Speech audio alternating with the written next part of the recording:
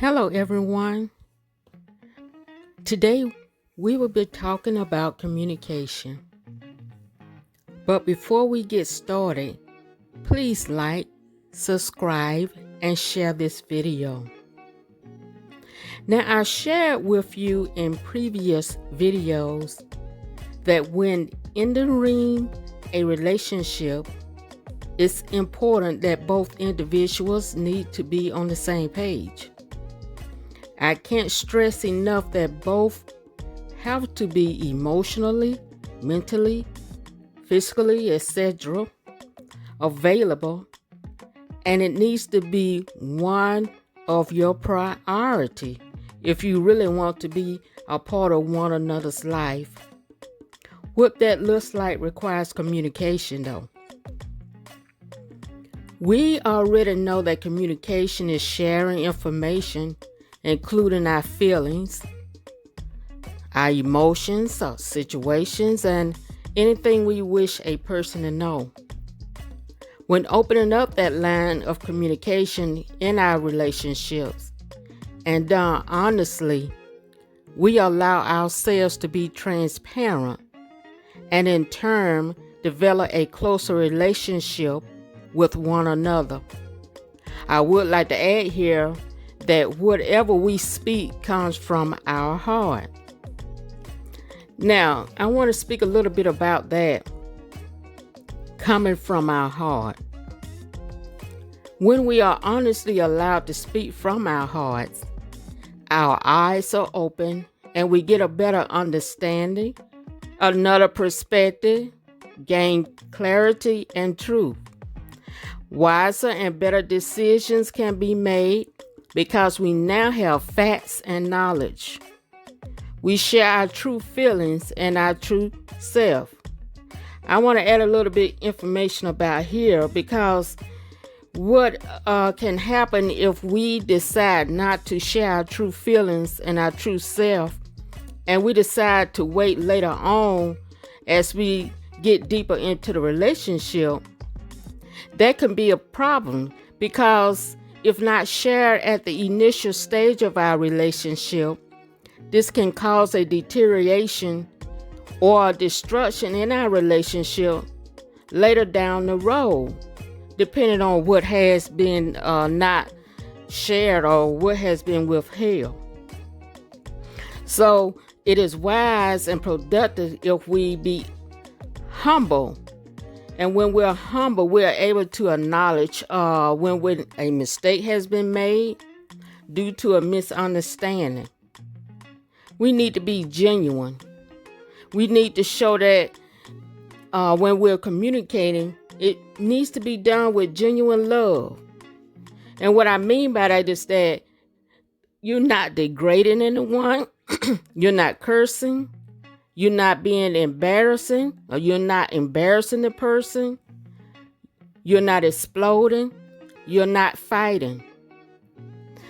I'm talking about taking a stand against something that is being done, but not rejecting a person or individual that is involved. What we're talking about is the actions and the behavior that needs to be dealt with that person is doing, not that person. We can agree and disagree. Oftentimes when we have disagreement, one person gets so upset because it does not go their way. But it's very important to understand that you can be in a pleasant communication environment and express your dislike or your differences about an issue or what have you without becoming upset. It is what it is.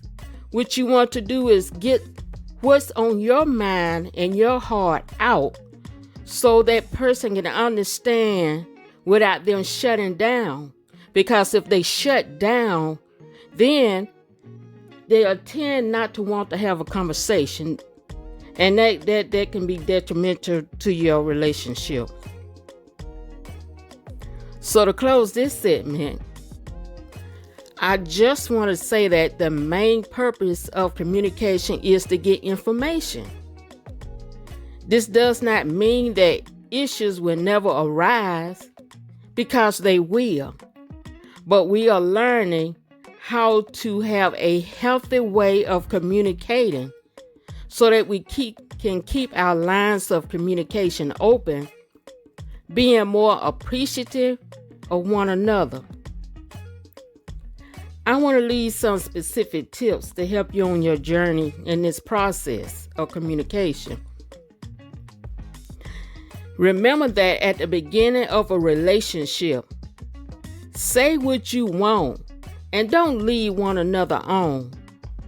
If you're going to lead one another on, it's only going to bring about hurt, and the healing process has to start again with that person.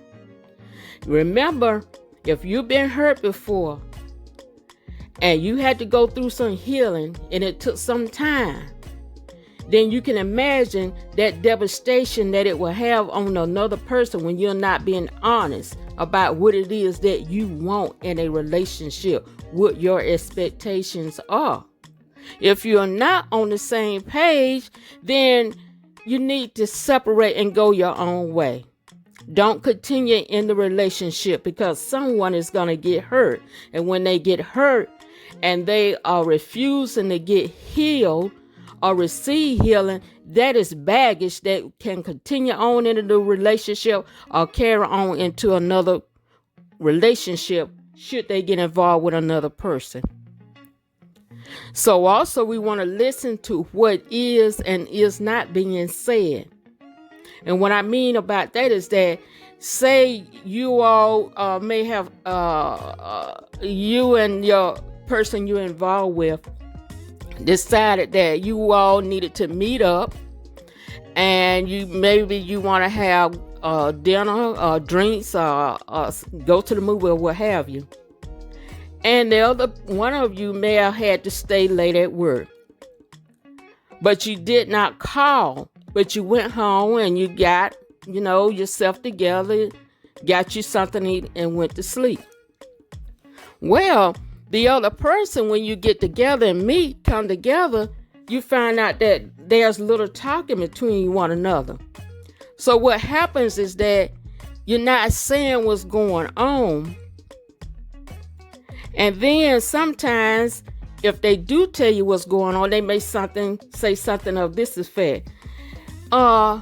So where were you on last evening? And you may say, well, I had a late day at work and I went home. Oh, really? And if they are not communicating further, you may ask them, well, what's the matter? You seem like you're mad with me. And then the other person may say, nothing. I'm not mad. I'm nothing. But clearly there is something going on. So you kind of have to step back and think about what happened. Was there something we supposed to do? Always keep that in the back of your mind. What am I missing? Okay, if you have that conversation, if you be honest and tell the person why you're upset with them, then what? You can get and cross that road, deal with that issue, and move about your day. So you need to be able to listen to what is not being said. Something is going on. Let's get to the bottom of it. When you're talking, take turns in expressing yourself without interruption. If you don't interrupt that person and allow them to get out what is on their mind or their hearts or what's going on with them, it lets them know that you are concerned. You're listening to what I care about, and they will appreciate that. They will appreciate that. Avoid playing hide and seek. Here's what I'm saying. If something is bothering you, say what it is and avoid prolonging your concerns, and it will get worse. Keep practicing good communication until it becomes a habit. Communication is an everyday engagement, staying close to your partner, your family, and you're sharing your everyday highlights. When you're communicating, you're not going to always talk. It's not a 24-hour where you're talking constantly, but you're going to be talking during that time of the day, some point of the day, or at night, or what have you. But it's very important that you be very clear about what it is you are saying. Keep it up. Keep it moving. And I also want to say that when you're communicating, you don't always have to have a problem. Just talk about the good things that happen in your day. Then I want to say that don't forget to compliment and show gratitude for one another. Find something positive to say about one another that will keep you uplifted and encouraged. You never know what that person has gone through during the day, even though they may not even share that with you. So I want to say again, thanks for coming. And I see links below to contact me and learn more about my services.